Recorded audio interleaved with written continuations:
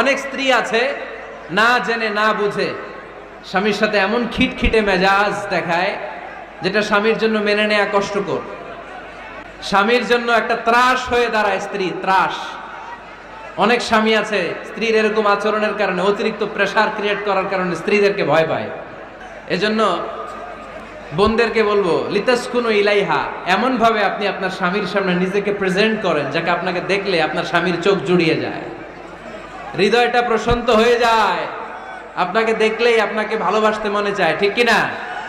এজন্য রব্বুল আলামিন বলেন, আমি নারীদেরকে তৈরি করেছি লিতাসকুনু ইলাইহা, যেন পুরুষেরা স্ত্রীদের সংস্পর্শ যখন পায় পুরুষদের হৃদয়টারে প্রশান্ত করে দেয়। কে? রব্বুল আলামিন বলেছেন, খাদিজার জন্য জান্নাতে আমি এমন একটা ঘর বানিয়েছি যেই ঘরের মধ্যে কোনো বিশৃঙ্খলা নাই। খাদিজা